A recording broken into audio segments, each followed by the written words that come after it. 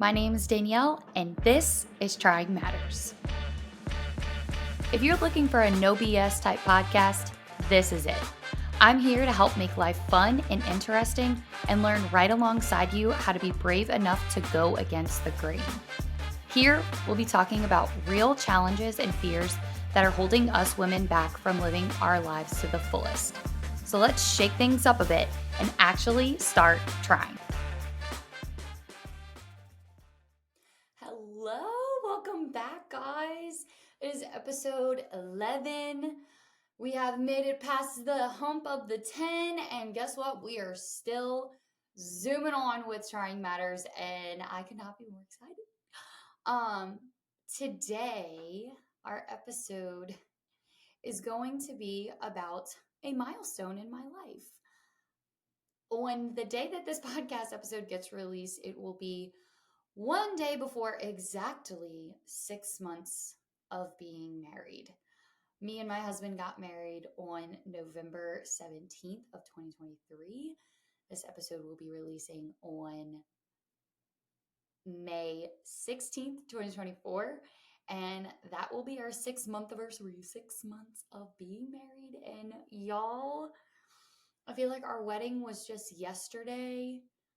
I have some pictures here from our wedding on my desk. And I'm just looking at them and I still just keep on, the wedding day is the start. And we did a lot of prep beforehand, getting to dig into our deep, dark secrets and what made us who we are today. And we're going to talk about a little bit of that today, but we knew that stuff going into it. And the day of the wedding was absolutely amazing. And maybe one day I'll do an episode on wedding planning and like how it felt, but it's what comes after that truly is the marriage, the whole point of the wedding and everything leading up to it. So today I am just talking about what the past 6 months of marriage have looked like for me and some lessons that I've learned or have continued to learn. And if you're engaged or you're in a long-term relationship that you think is leading to marriage, buckle up. We're going to be real. You know, I am always so real with you guys. So here we go. Some of these things you may be like, well, no, duh, but bear with me. We're going to dig a little on some of these. Okay, so first thing, and this is where I say, you're going to say, well, no, duh. Communication is essential. I have known this my whole life. I consider myself very fortunate to have had some very good examples of marriage in my life. And the one thing that I have heard echoed throughout my life up until now being married, and still to this day, I still hear it from every married couple, is communication is key. It runs true and true. Y'all know I'm all about relationships and digging into, why we do the things that we do. And communication is always at the core of that. So if we're not communicating with our significant other, we got some problems there, because I said this a few episodes ago, we're never going to be completely on the same page all the time. So being honest in your communication is so important for maintaining your closeness with that person, that open window of you can be your truest self with them. So absolutely communication is key.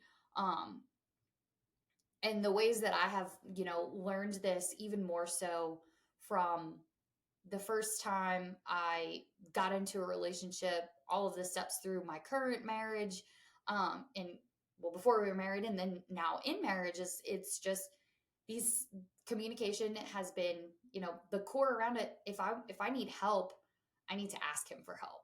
If I feel like I'm not getting my cup filled and I don't feel like he's showing me love and affection, I need to tell him that, or he's not going to know.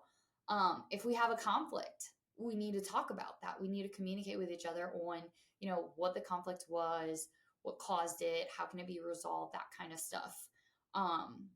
If we want to embark on a life journey, we got to talk about that, because the thing is like, we're not just and I'm sorry, I'm like messing with my hair. If y'all are watching on YouTube, it's irritating. I'm tucking it behind. Um, got new hair yesterday, so if y'all are watching on YouTube, woo. Um, so embarking on a new life journey, you have to discuss it. So like, if you're going through a career change, you can't just like, oh, I quit. I mean, you could, but you can see where there would be kind of a problem there. Or like moving to another place, you can't really just make that decision on your own, which kind of leads me into my second point is being a team is really important. And again, this is something that I knew before I got married, but it has shown through and through, um, my husband, if you guys are not, if I haven't mentioned it, I don't know if I have, but my husband's job requires him to travel a lot.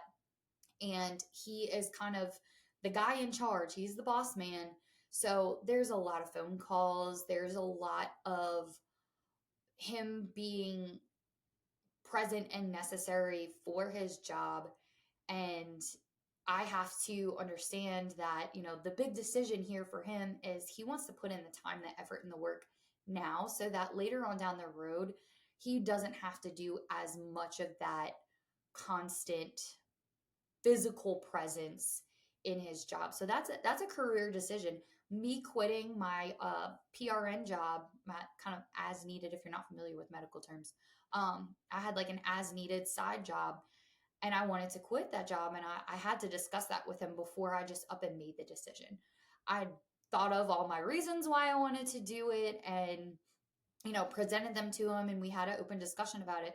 That communication was essential. We're a team in this part of our lives now, so we can't just be thinking about our individual selves. At this point, we have merged together in so many different aspects and regarding, you know, what we want for our future and how we want to spend our money, or um even things as simple as like doing household tasks. Like, we had decided that in our marriage we want to both work hard at all of those things together. It's not just one person. So if I ever did want to quit my job, I couldn't just up and quit it, because we have the understanding through our communication and our understanding of we are a team, that I can't make that decision on my own. I can't just up and quit, because we're equal partners here in many different regards of our relationship.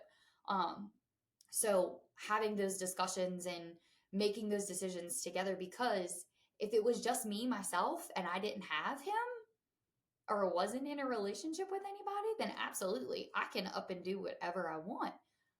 But when there's another person who's that closely involved, like, we have bills to pay, we have a house together, we have cars together, like, we want to travel together. Like, these are all things that we can't just, oh, I booked a trip to Canada. I actually did have to book a trip to Canada for work, but that was covered by work. So it's kind of a bad example, but like, I can't just book a trip out of the country without consulting with him, because we share finances on a lot of things. So, you know, we have to be in communication with that to be a team and to avoid, future conflicts and keep that stream of communication open. Um, and another one that's a really big one for me, I have, this is, y'all probably have figured this out if you've listened to any of my other episodes, but like, keeping a clean house is a major, uh, like, need for me. So like, if my laundry is not done and my dishes are not done, the garbage isn't taken out, if there's just things, just clutter around the house, I can't handle it. So like, going into our relationship, I was like, look, dude, I need help with, like, I'm not going to be like, I only do the inside stuff, you only do the outside stuff. That's how I grew up. But we're going to do this stuff together. So like, if I expect you to do something, you should expect me to do the same. Unless it's something like I physically am unable to do, in which case, like, that's a different story. But we're a team, we're partners, we work at things from that lens, rather than your jobs are this, and this, and I'm not helping out at all. And my jobs are this, and this, and you don't need to help out. Like, nah, we doing teamwork here. Because then it doesn't like put one person constantly responsible for something, and then, oh, say they have a busy week, and the other person is like, well, that was your job, you didn't get it done. So like, it's more of a selfish mindset like that. Or like, we have to you weren't able to get this done. No worries. I took care of it while you were at work. Or, I noticed that the trash needed to be taken out. So I went and took it out. Whereas like, no, I'm not knocking how I grew up or how anybody grew up, but like my dad always was the one to take out the trash. It doesn't mean that my mom never took out the trash because she definitely did, but like I don't always expect him to take out the trash. I take it out as well. He doesn't always expect me to do the dishes. He helps with the dishes as well. So that give and take in the teamwork aspect is super important. I found just in these first 6 months living together. Um, another thing. You may not be on the same page with your decisions right away. And I mean like your decisions that are like small decisions all the way to the ones that are big. Now, hopefully, before you get married, if you are somebody who is like on the pathway to marriage and whatever phase of that is, or if you are married, I hope you have those conversations about like what you expect your life to be like before you get married. 10 out of 10 recommend doing that. Um, but there are, as life goes on, we all experience different um decisions that we have to make, and you're not always going to be on the same page when it comes down to something. So, for example, um we're not ready to have kids. Like me and my husband are not ready to have kids right now. We're on the same page with that. Now, we're kind of on the same page with like when we want to start trying. But initially, like before we got married, we said, okay, we want at least a year of marriage before we decide that we want to start trying to have kids. Then once we got married, and we always were kind of like, before we got married, we were like, oh yeah, we're going to say a year, but knowing us, we'll just jump to it. No, we've kind of stuck to our guns on that. We still are not ready to be parents. We're enjoying our marriage, just being the two of us and learning like these things that we're talking about in this episode, in this first year. So we're still on the same page with that. Now, the other day, I say the other day, but it was like a few months ago, he was like, oh yeah, I want to announce that we're pregnant like Christmas of 2025. And I was like, Christmas of 2025? I was hoping to have a kid by 2025 of Christmas. And he was like, well, no. And I was like, well, I mean, I don't want to be pregnant if I go, like, I want to wait to get pregnant until after June of 2025 because Universal's new park in Orlando opens in June of 2025, and I want to be able to ride roller coasters, and you can't do that if you're pregnant. So, he was like, "Well, what's the difference between June and December? It's only a couple months." And I was like, "Okay, I guess so." And like, the more I thought about it, I was like, "Okay, I can get on the same page with that." But like at first, we were definitely not seeing eye to eye on that. And like sometimes it takes time, and also it just takes hearing the other person out. Like when he made that point, I was like, yeah, he might be onto something there. But, at first I was like, you crazy. I don't want to wait that long. It's only like a few months difference. But that's one example. Or like we keep talking about when are we going to get a dog? And again, we're both on the same page with like, we're not ready yet. Like we're borderline, like, maybe. And of course, it's a complicated situation for me because if y'all did not know this, me and animals don't mix very well. I have very bad allergies. And I've always wanted a dog. But then I'm like, how are my allergies going to be?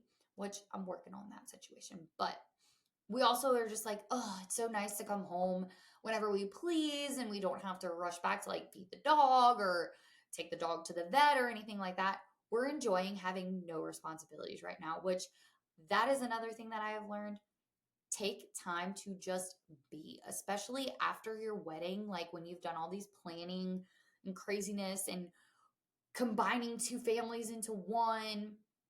Like these first couple months since being married, we have just been focusing on us individually and us as a couple, which also brings me to my next point is allow significant other to still be themselves. Like, just because you're married does not mean that you throw out your wants, needs, dreams. Like, you don't have to do that. And if the person that you're with is the right person, they understand that you have goals for yourself or you have these dreams for your future and you've likely talked about them before now. So, like, allow that person and yourself to still be your own individual. So, like, what I mean by that is, okay, for example, I love doing this podcast.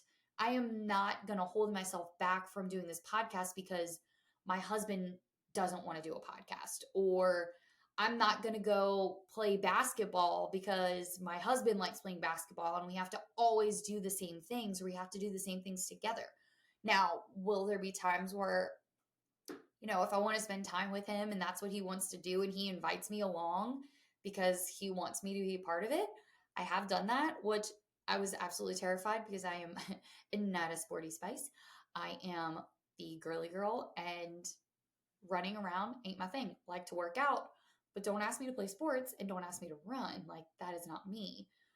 But for him, if he wants me to go and shoot a basketball a couple of times and he wants to like teach me basketball things, I'm all ears because that's something he enjoys. So that's the other side of like being our own individuals. There's that give and take on, yes, go do your thing. Like, he goes and plays basketball on Tuesday nights with his friends, and that is his outlet. That is a hobby he enjoys. And actually, at the time I'm recording this, last night, I went to his basketball game just to watch him. And like, that was cool. That was fun. But I'm not going to do that every week because that's his time to like do his thing and be with his boys. And I don't want to encroach on that because he needs his me time, And like, he's not encroaching on my me time when I'm recording a podcast or when I'm having girls' night. Like, he goes in another room or he's not home so that we can have our me time separately. And then the good thing about that is like, we're still being true to our individual selves. And then we can be more present and appreciative of the other person when we do come together.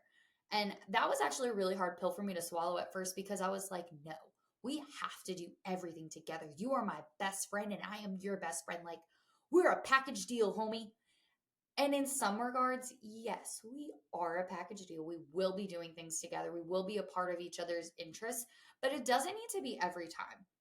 And honestly, like, I look at some couples who like are always in each other's business, and I'm like, I mean, if that works for you, then like, cool, but I don't understand how. It's like, I'm not saying I get tired of my husband, but like, it really is nice to have a break from each other so that when we do come together, we appreciate each other more.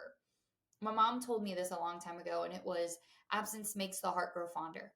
So if you don't have that time with them for, a couple of hours while you're at work, or if you don't have that time with them because they're having guys' night and you're at home doing your own thing, like, that's good because it gives you a break and it allows you to appreciate them more when they do come back. So, 10 out of 10, be your own individual person, consider what the other person needs and loves, but also like still do your own thing. It's really important for your own peace of mind.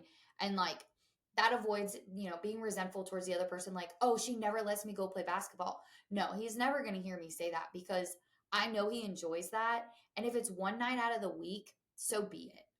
And then like, you feel like you're giving them their thing, and it's kind of like, oh yeah, like, I appreciate the stuff that you're interested in. You're acknowledging their interest in like who they are as a person.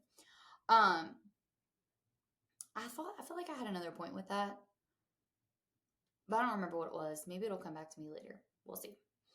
Another thing I've learned for my ladies who are with men, this one's kind of a funny one, and I'm sure if you've been with men, you know that this is true. They don't just figure it out. And this one I say is really funny because it does not matter what age the woman is saying this. It could be a teenager who's in her first relationship ever with a boy, or it could be the person who's been married for 40 something years, they all say the same thing. Men do not just infer things. They do not like take this opportunity to like do the things that us women are just like, I mean, obviously, if I see something on the ground, I'm going to pick it up and put it in the trash or like put it where it goes. No, they'll walk past it for like days and days and days. Unless you have this like rare man who is like super clean freak, which I have yet to find one. I don't know if they exist. But all of the men that I have dated and now my husband even, like, they don't just like take the initiative to like do things or like, you have to tell them. You have to tell them like, hey, that pile of clothes has been sitting there. It's all your stuff. I have folded all of the laundry multiple times. Like, it's your turn. It's your turn. Or like, hey, I need you to take out the trash because I'm running out the door and I didn't have time to do it this morning. They're not just going to see the trash and be like, oh, yeah, the trash is full. Let me get it. Very rarely have I seen that happen. And very rarely have I heard of women saying that that happens. The whole like, you have to train him. I hate saying that, but like there is some truth to it. Like sweet babies, they don't get it. And like if you're expecting them to just know what you want them to do, like pack that up. That's really the moral of this whole example is like, do not expect your significant other to just know what you need or what you want them to do because you think they're mind readers? You think you're a mind reader? Because let me tell you, neither one of you guys can read minds. Yes, you grow to like understand their quirks and know their habits and things, but like they're never going to just know. And what also, another thought that just came to my mind with this is kind of another lesson buried in this one is like, yes, they have habits and yes, they may have done certain things in the past, but that doesn't mean that they're going to continue doing those things the same if you have conversations with them about it. So like I had this horrible tendency when we were engaged and probably while we were dating too, and I've like now like 6 months into marriage, I have really learned that I can't continue to say like, well, you used to do this and you always do this, and every single time this type of scenario has happened, this is how you have behaved. That is such it's so terrible because it's a wrong way to do it, because he isn't constantly reminding me of the ways that I've messed up in the past, and he's not like keeping score of the times that I've like fucked up. Honestly, he knows like, okay, let me give her the benefit of the doubt, like, but he also like doesn't think about that kind of stuff too. Like men, they're not as complicated as us. Again, I will say, read the book Women Are Spaghetti, Men Are Waffles. I need to read it too, but let's read it together, maybe. Like I used to just be like, well, you know, the last time this happened, blah blah blah blah blah blah, and he's like, well, we've talked about this. You've told me that you don't like when I do this in this certain situation, so why won't you let that go and let me improve on it? Like you're keeping me stuck in my past mistake, and like that's not fair. I know differently now, and you can't just assume that I'm going to behave this way after you've told me how it makes you feel and after you've told me like what you expect. I know now, I know different, therefore I'm going to act differently. And that was a really hard thing for me to like stop doing to him, because I mean, my habit was, you did me wrong, I don't trust you. You did me wrong, I don't trust you. And that wasn't fair. That was totally not fair. So like, that's another thing that I had to learn too with him. And this is kind of another lesson buried in here is, if they say something, they mean it. Trust and believe. Trust and believe them, because the more you sit there and you pick apart like, oh, he said this, but I bet he's thinking this. Oh, he said this, but what he really meant was this.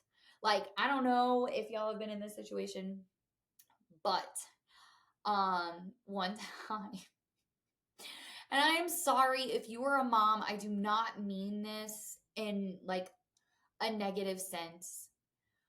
But there was one time, and we were getting ready to go somewhere, and he looked at me and he said, "Oh, you look like a mom." And I lost my shit on him. I was yelling at him. I didn't want to go where we were going. I was like, "Are you kidding me? Why would you tell me that I look like a mom? I am not a mom. I am a 26-year-old. Like, I don't understand why you would say that to me. I am unattractive. I am whatever, maybe." Like, I didn't even know that that was such a trigger for me. But like, I was thinking that he meant that I was unattractive, and that is not what he said. It is not what he said at all. And like the other day, this to show you like the growth that I've had with my trusting. He says what he says and he means what he says, and there's no underlying meaning to it. The other day, I bought a new pair of shorts, and I was like, I don't know how I feel about these. Let me see. Like, what do you think? What do you think? And he was like, he's also learned too, which is kind of funny. He was like, well, honestly, those shorts do nothing for your butt. And I was like, well, the reason why I got them is because also, snaps, if you get this struggle, they're a little bit longer so my thighs don't rub and I don't have my ass cheeks out. And that's a really nice thing to have as a almost 28-year-old, because like I'm all about feeling hot. However, I'm tired of my thighs rubbing, and I'm tired of not having shorts that are just a little bit long enough to cover the bottoms of my butt cheeks. Like, yes, I want to look sexy sometimes. However, if I'm going to a family event, I don't need to have my ass cheeks out. Not at age 28. And if you do want to do that, go ahead, girl, pop off. Let your ass cheeks out. But for me, I was looking for something that was comfortable because I was thinking about how I'm going out of town and I'm probably going to be doing a lot of walking, and the chafe gets real, okay? So, no. But his response was, it doesn't hug your booty like it normally does. I'm not used to that. And I was like, well, if I bought them, he was like, but if you bought them to like be comfortable and have them for when we're walking a lot and your thighs aren't rubbing, then keep them. But I will tell you that I like the ones that are tighter on your booty. So he knew, like, I took that for face value. He was like, he wasn't saying, oh, you're unattractive or that is not flattering on you. He just said, it's different. It's different from what I'm used to. And if this is what makes you feel comfortable, fully support. And like, that's the difference. In the past, I would have been like, oh my gosh, he thinks I'm unattractive. He thinks that I'm frumpy. He thinks that I've let myself go. No. Did he say that? Absolutely not. And do I trust him when he says, like, if you're comfortable, that's what matters to me? 100%. But did it take me some time to realize that? 100%. So trust and believe your partner when they tell you what they tell you, that they're not like burying some kind of meaning. That's what I gotta say about that. Another thing is, your significant other is not going to change when you marry them.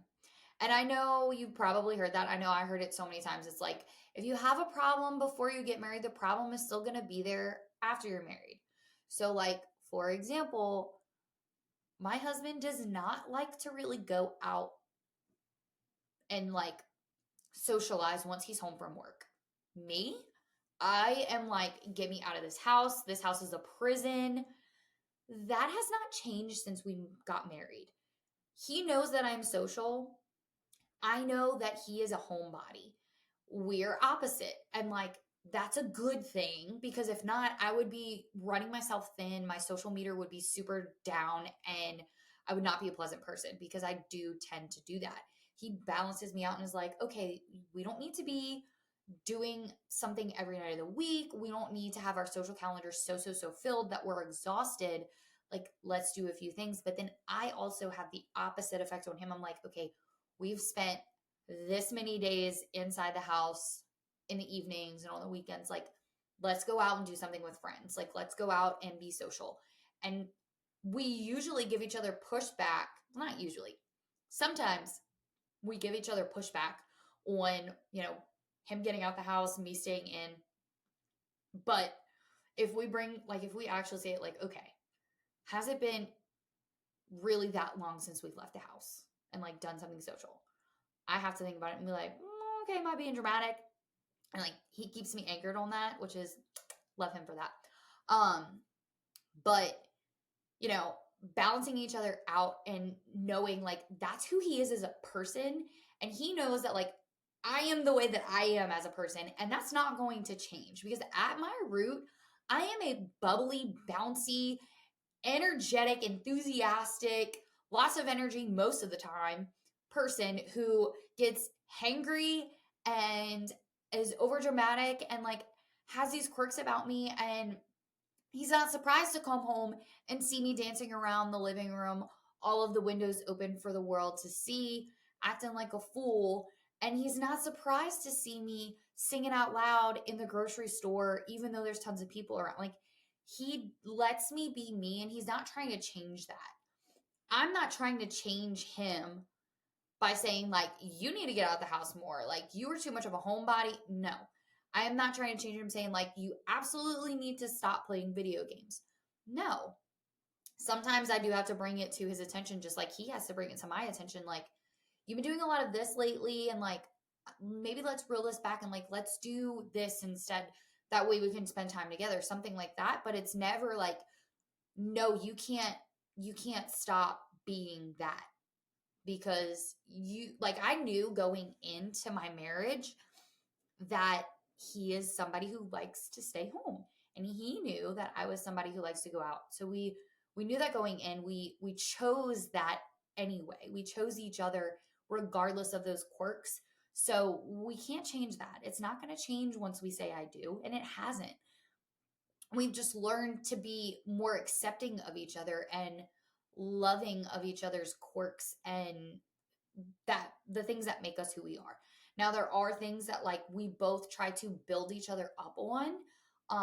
He tries to support me and building me up in my personal growth as I do for him. And I tell him like, look, I'm trying to stay accountable for like these aspects of like my health and my sleep. And he'll hold me to it. That's his job. That's his role in my life, is to make me a better person. He's not trying to change who I am at my core, but he is doing things, and I am doing things for him too, to try and improve who he is as a person. But that is completely different than trying to change who he is to his core. So that is something that I definitely have kind of had a little bit more of that like deeper dive on since we've been married. And honestly, I've learned to love and appreciate him more with his quirks, and I feel like he's done the same for me too. So I love that. And with like trying to change people, and like one of the things, like, okay, let's be real. Sometimes I will say it, and family members, if y'all are listening, like, it ain't a dig. You know how he is. But, and I'm not shit talking my husband, but like, dude's kind of lazy. Like, he is. He just is. And I grew up in a house where it's like, lazy's not a thing. Like, sometimes it is, but like most of the time it's like, be productive, get your shit done. Like, we party, we work hard and then we party, or we work hard and then we sleep. Like, the work always gets done. I don't know how to relax. So there's that. But him, like, he, like I said, like, it's the house things. Like, when you live together, you learn these things that like women from the dawn of time have complained about it with their husbands. But like, choose your battles.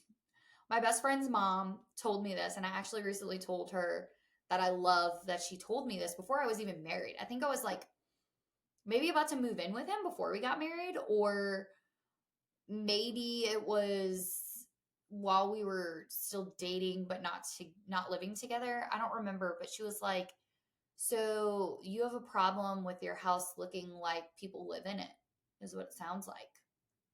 And you don't like that he just doesn't pick up after himself and like doesn't just think to do that on his own. And I was like, yeah, like, why doesn't he just see like, oh, there's a mountain of laundry, maybe I should do a load. Just like, if you constantly get mad at those things and pick a fight over those things, you are going to be miserable, and y'all are not going to have a happy marriage. And she's like, you have to choose your battles. Now, I've heard that term throughout my life. My mom used to say it all the time when me and my sisters would argue, or like me and my friends would argue. She'd be like, choose your battles. And again, this is something that I know, but like, it has been ringing so true because it's little things like him calling me and saying like, "Oh, I'm not going to be home at the time that I normally am because something came up with work." And my brain automatically jumps to, "Oh my gosh, you don't want to be with me. You don't want to spend time with me. I'm not a priority to you. What the hell is wrong?" And that is not at all what the case is. But in the past, if I wouldn't have had that ringing in my head, like, choose your battles, there's no battle there. Like, his job is important. It's not more important than our relationship, but it is very high up there. And we've had to navigate that kind of stuff, which also kind of leads me into like another lesson that I've learned here is what you expect marriage to be in your head is likely not what it's going to be when it actually happens. And one of the biggest things that I have had to kind of break apart this fantasy that I've had in my head is our schedules. Now, going into our marriage, like, we've had different schedules for a while. I work a regular Monday through Friday most of the time, sometimes weekends, but I work from 8:30 to 4. A lot of times I get off earlier than that just because of the nature of my job. He works in retail, so he is at work from 10 to 6. Now, growing up, I was used to mom and dad were out of the house by like 6 in the morning and they were home. My mom used to work 12-hour shifts, but then she got on more of a like 9 to 5 type thing. But they were both most of the time home for dinner, and we had dinner together as a family. And like my mom had certain roles in the house, and my dad had certain roles in the house, and like, but no matter what, dinner was always together. And they got up in the mornings and like did their morning routine kind of together, like at least getting ready, eating breakfast and making their lunches and heading out the door, like that kind of thing. They got to see and interact with each other in the morning and then see and interact with each other in the evening. That was what I was used to seeing. And this is where I'm going to mention family of origin. If you do not know what family of origin is, brief little intro for you. It is basically what you saw growing up builds what you expect your reality to kind of be, essentially. That is a very broad description of it. But what I saw in my household growing up is what I was expecting in my own marriage. Now, these first 6 months have been the same schedule issue that we had before we got married. But in my head, I was like, it's going to be better when we get married. Why did I think that? I don't know. But it was, and still sometimes is, let's be real, it's hard to navigate our schedule difference because sometimes I'm home at like 2 o'clock and he doesn't get home until 7. So, and then I also leave by like 7:50 in the morning and he's still in bed because he doesn't have to be at work until 10. So our schedule difference has created like a very difficult, it's a difficult situation for us to, try and coordinate getting time together. And that was, I had it in my head that we were going to have, dinner at 7 o'clock every night. We were going to cook together and all that. No, like that's not our reality. We don't have the same situation that my parents did when we were growing up. And I'm sure even then they had some challenges to go through because at one point, a majority of my childhood, actually, my mom was working 3 12-hour shifts a week. So she wasn't there for dinner time sometimes, or we would wait and have late dinner. But like that was, I'm sure, difficult for them to navigate. So like there's always something. And I've had to deal with, because he goes out of town a lot and he works on Saturdays. In my mind, I'm like, no. We get married and guess what? I am number one. You change that work schedule, baby. Let me tell you that is not what happened, because that's not the reality of our situation. Would I love for him to be off on weekends every weekend? And would I love for me to be off on every weekend? Absolutely. But that's just not our reality. Like, that's not going to happen. And I've had to kind of mourn the death of what I thought our reality was going to be. And we've navigated through it, and we still have trouble sometimes, but we continue to work through it because we know that that's just a battle that we're going to have with our jobs. But it was so hard. It was so hard. And I talked to my mom about it, and I'm like, "Mom, I really thought," and like, you know, I'm priority number one, and I am, but also like that's our livelihood. That's his job, I have to be understanding of, he's not going to be able to be at every family event. He's not going to be able to be at, you know, everything that I want him to be at. I'm going to have to go to things alone. That was a hard one for me too. Like, I have to go do things without him. And I have to be okay with that because that's our reality. And that could one day change. And there have been times in the past where it hasn't been our reality, but I have to communicate that with him like, hey, this sucks. So at any point, if it can change, let's let it change. But how can we navigate through this? Which leads me into, let me find it because y'all know I'm looking at my little notes. Making time for each other. So where do I have that on here? Because this is, yes, okay. So you thought it was going to be one way, but it's not. And like, you have to actually make effort to create what you need and what you want your relationship to be in within your reality. So, because he works on a Saturday and he has Sunday, Monday off. Sundays are now our days to spend time together. Where that gets hazy is like a lot of people do things on Sundays that, like family events, and friends are having parties or baby showers or whatever. All that kind of stuff happens on Sundays as well. So, like, we still have to navigate that, but we have to make it a priority to spend time with each other. And with that also being said, I aim to, and I've communicated this with him because he knows that this is important to me, but like 30 minutes uninterrupted, me and you, like, put our phones down, like we're not watching something on TV. Let's just talk. And usually we do that right when he gets home from work. We'll have our conversation like, how was your day? Like, this is what's going on.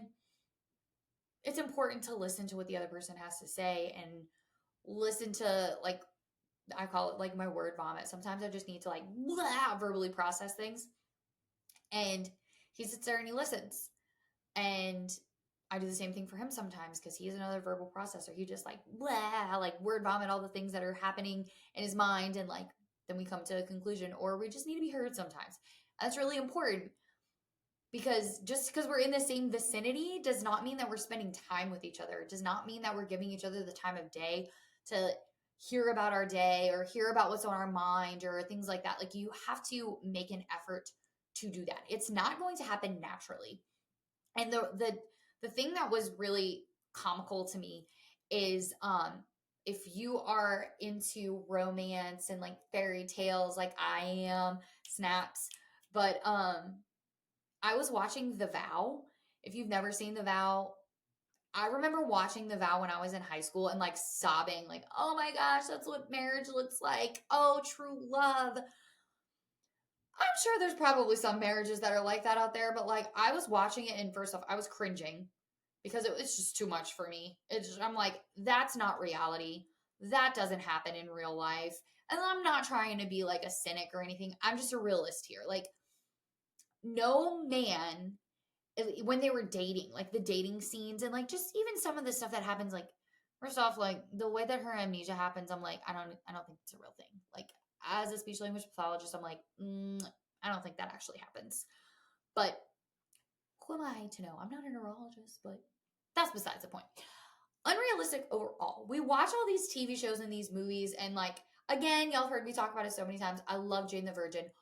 A lot of the stuff that happens in there, not real life. Not real life. Like, I will give them credit though, because there are some conversations and things that they have that I'm like, yeah, that's actually kind of realistic.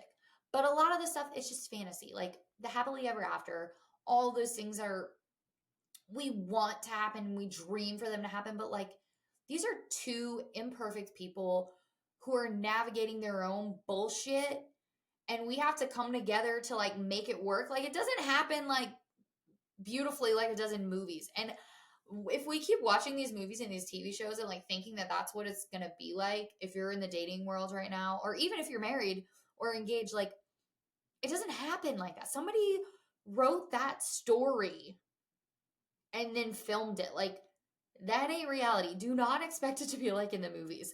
And one of the things that I think is just so funny, and when I was prepared, when me and Randy were preparing for marriage, we did this thing called marriage prep. It's a requirement in the Catholic Church if you're getting married in the Catholic Church. But our couple that was preparing us, I don't even remember how many years they've been married. They're like in their 70s, I think. So they've been married for a long time. I think they got married in their 20s. But anyway, um, they asked us a question because you cover everything from finances to conflict resolution to intimacy to faith life, like everything. And that's where we learned about family of origin. 10 out of 10, even if you're not getting married in the Catholic Church, like I think everyone needs to do marriage prep where you discuss those hard topics and you dig into family of origin. It will set you up on a very good foundation, and you can navigate some of these things that we're talking about before you even get to the altar. So, if it's possible for you to do, absolutely, I think it's essential and necessary to every couple. Getting off that soapbox. So, they asked us, they said, so do you think like sex just happens in marriage? Do you think it's spontaneous and like, ooh? And I was like, I mean, no, not necessarily. And she was like, okay, I might blow your mind here, but like, you have to plan intimacy. And I was like, excuse me? Because I remember being in high school and like overhearing this rumor that like this person would like schedule sex with her boyfriend. And I was like, what in the world? Why would you do that? Like, sex is supposed to be like spontaneous and, heated. And like, you get home from this party and like, he throws you up against the wall and is like, ooh, yeah, like all that. Because that's what they show us in movies and TV shows, like straight up. Again, this is a story that someone wrote that had two people act it out. Like, is that real life? No. No, girl, I am here to tell you right now. There are going to be times where you are feeling into it and your husband is like, nah, dog, I'm tired. Or vice versa, where he's like, come on, and you're like, no, I am tired, or like, I feel icky, and like, no, I'm good, I'll pass. You genuinely sometimes have to be like, okay, we need to connect physically. We need to be intimate with each other. And that doesn't always mean sex. Like sometimes that just means like, hey, I need you to kiss me. Hello and goodbye. You have to put that portion of your connection, communication, your marriage, your togetherness. Sometimes you do need to, I don't want to say schedule it, but like, hey, we're having date night this night. And I'm hoping that it leads to this. Also, again, family, if you're listening to this, sorry if it's TMI, but I'm just being so fucking for real, as always. You know this. So, your relationship and your marriage is not going to be like a movie. It is not going to be like a TV show. Like, you're not going to spontaneously have sex all the time. It's not going to happen. I'm going to just tell you that now. And like, if that is happening for you, like, cool. But guess what? After your 6 months, your year, that may not be the case. So just FYI, it's not abnormal if you are or aren't scheduling your intimacy. It is a thing, okay? Like, this ain't a movie. This is real life. So, throwing that one out there. Burst your bubble of what the fantasy is basically what I'm doing. Okay. I got 2 more points and then I swear I'm going to wrap it up. This is just so fun for me to talk about because I love relationships. I love my marriage. And yeah, okay. Love languages. You may or may not have heard of these. And I have a book about the 5 love languages. It is by Gary Chapman. I have picked apart like bits and pieces of it, but I've also taken the assessment for it. And in marriage prep, that was another thing that we did. We talked about our love languages. If you are not familiar with love languages, look it up, get that book that I just mentioned. It is really great to know and understand how you receive love and how you give love to others. A lot of times those are the same. So, like me, quality time is my number one love language. So, I want, like I said earlier, uninterrupted time where we are genuinely talking with each other, connecting with each other, and I am the only thing you are looking at, talking about, talking to. There's no interruptions. We are having genuine quality time. It doesn't have to be quantity, but I want quality. The other love languages are acts of service. So I also am acts of service is pretty high up on mine. So this past week, my sweet, sweet, sweet husband, if y'all do not follow me on social media, check me out, D Adams 625. And I am going to be posting this very, very soon. He called his grandpa and they finished setting up my podcast room. And oh my gosh, y'all, it is gorgeous. I had no idea that he was doing it. He completely surprised me and like was sneaky about it too. He was real slick. He was slick. And like took me to Target and was like, "Oh, what other things do you want?" And then the next day, he was like, "Oh, I can't find your iPad charger." And I was like, "It's in my room." And he's like, "No, it's not." And I was like, "Yes, it is. I just used it yesterday." And he was like, "No, it's not," because he wanted me to come in my room. And boom, all of my stuff was set up. And I was like, "Oh my gosh, I could cry right now."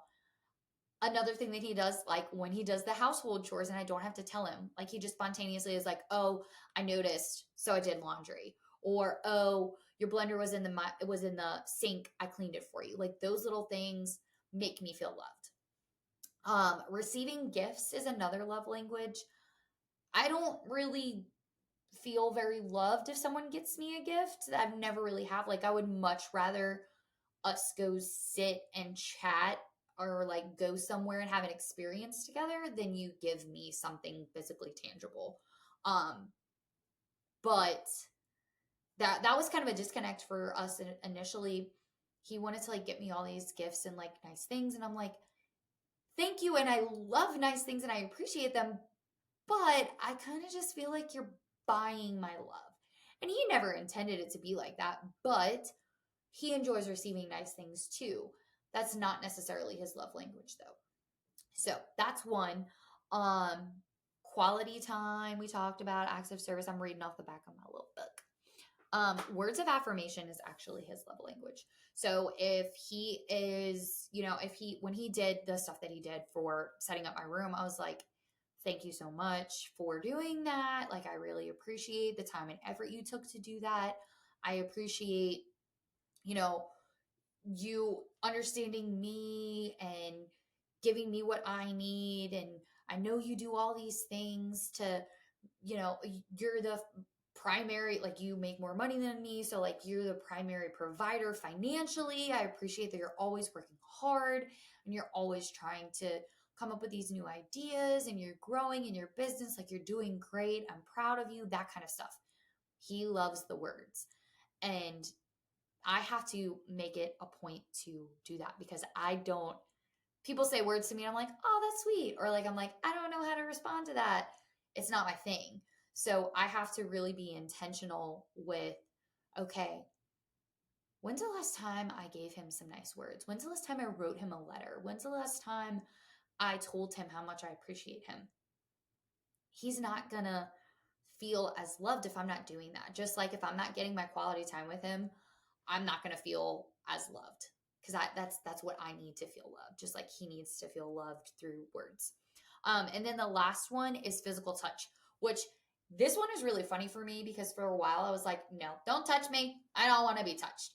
And then I've kind of observed myself like always leaning on him or just like grabbing his finger in the car like I'm a baby.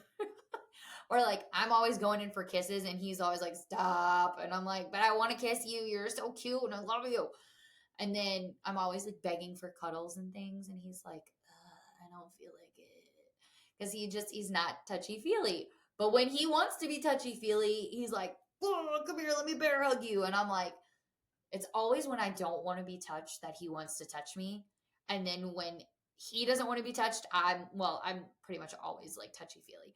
So initially I used to think that physical touch was not a way that I felt and gave love, but now I'm kind of realizing that it is, which just makes me laugh because I was always like, quality time only, don't come at me with any of these other things. And now I'm like,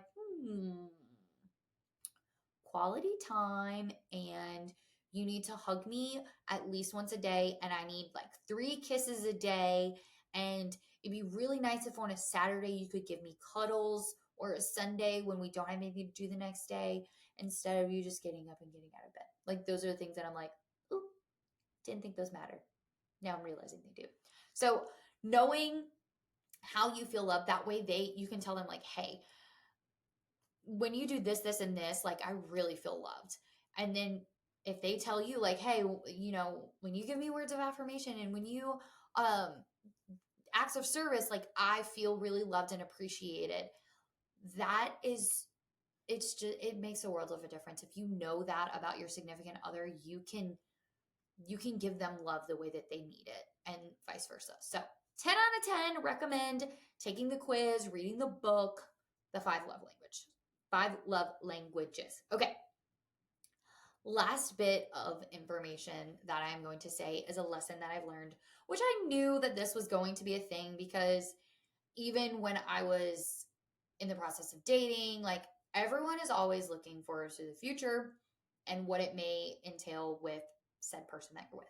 So people are going to ask you questions that you may or may not want to answer.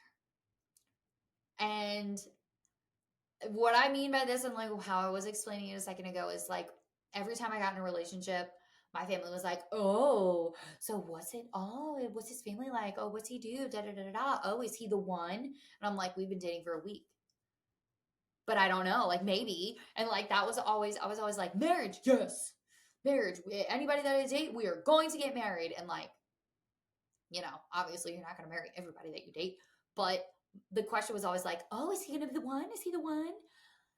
I was getting that question pretty much every relationship I was in. And then when I started dating Randy, it was like, oh, when are y'all getting engaged?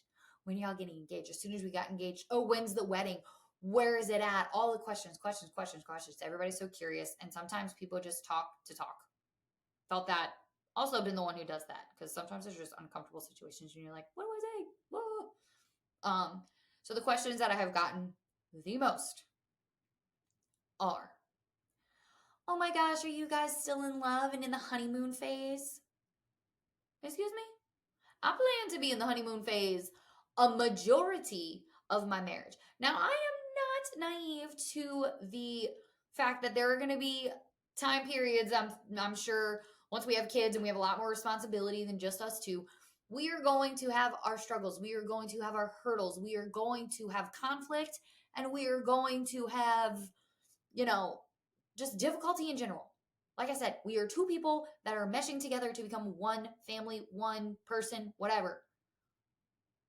Okay, I'm not naive to that. However, I plan to be honeymooning over him for the rest of my life. He is the love of my life. I am obsessed with this man. He can drive me crazy all he wants, but guess what? I love him. I will never stop loving him. I choose to love him every day, even when he annoys the crap out of me, even when he hurts my feelings. It does not matter. He is my forever. He is my man. I support him. I love him.